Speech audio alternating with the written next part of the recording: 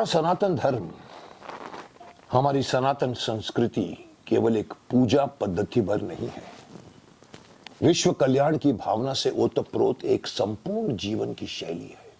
हमारे शास्त्रों में लौकिक परलौकिक ज्ञान भी है, स्वस्थ तन मन जीवन के विधान भी हैं और प्रकृति पर्यावरण का सम्मान भी है।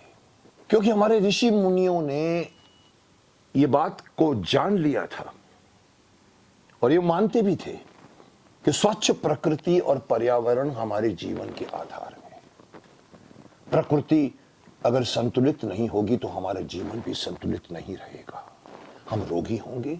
इसलिए हमारी प्रार्थनाओं में भी कहा जाता है कि हे प्रभु, शांत रहे त्रिभुवन में, जल थल और गगन में, अंतरिक्ष में, अग्नि पवन में, औषधि वनस्पति वन में, राष्ट्र नगर घर गांव भवन में, गिरी पावन कण कण में, सकल विश्व में, जड़ चीतन में और जीवन के जीवन में ओम शांति रहे, शांति रहे, शांति रहे।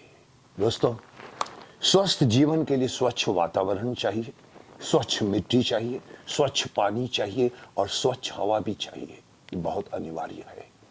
जीने के लिए ये सभी चीजों का स्वच्छ रहना बहुत जरूरी है। इसलिए मैं सभी लोगों को आह्वान करता हूं कि होश ने आप ये सीखें कि आपको भी होश में रहना है। ये केमिकल, ये फर्टिलाइजर्स, ये केमिकल पेस्टिसाइड्स का इस्तेमाल करके हम प्रकृति और पर्यावरण को दूषित ना करें।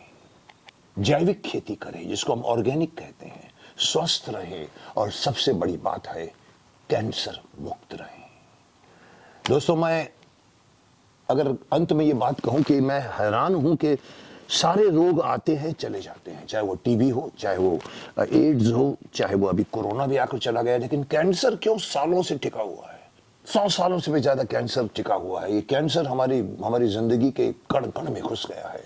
कारण, जैसे होश के जो हमारे शेट्टी जी ने बताया है कि कारण प्रदूषण है, मैं मानता हूं। एक घर में किसी को कैंसर होता है तो पूरे घर का बजट हिल जाता है। मेरे घर में भी हुआ है, औरों के घर में भी होता है। एक कैंसर, उसके लिए इतनी बीमारियां, इतने दवाइयां, इतनी महंगी महंगी दवाइयां। मैं चाहता हूं कि सबसे पहले वही किया जाए जो होश से कहा जा रहा है कि हमको अपने वातावरण को प्रदूषण मुक्त रखना चाहिए।